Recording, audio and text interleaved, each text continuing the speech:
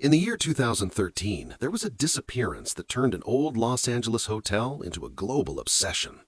Elisa Lam was a 21-year-old student from Vancouver who arrived in downtown LA at the end of January. She checked into the Cecil Hotel, a flophouse built in 1924 with a stained reputation. Decades earlier, it had housed predators and tragedies, names that would later be dragged into the conversation. On January 31st, she was captured on an elevator camera behaving in a way that online viewers would replay and dissect for years, pressing multiple buttons, stepping in and out of frame, peering through slit-like spaces, waving and contorting her hands as if frightened of something only she could see. Then she vanished. For 19 days, her room was searched. Her luggage stayed. The hotel's guests complained about a strange taste and low water pressure.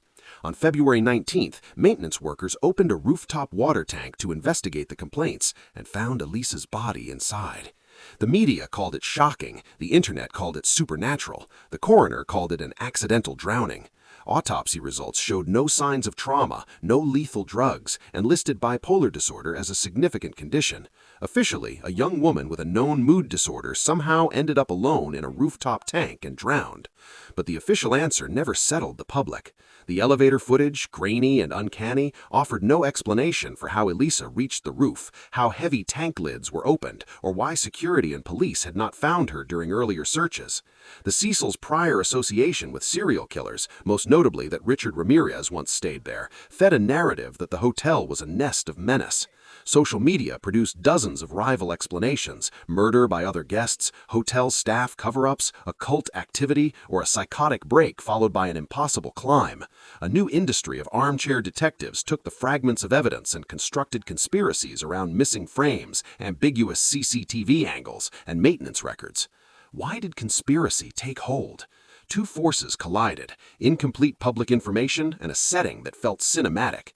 The elevator footage didn't show an obvious perpetrator. The rooftop access points and tank lids were described in conflicting ways, and official statements were clipped and clinical. The hotel's grim history supplied imagery. The internet supplied context and momentum. Documentary filmmakers, most notably a 2021 true crime series, amplified the questions by interrogating procedures, interviewing family members who doubted the ruling, and pointing to communication gaps between hotel staff and police.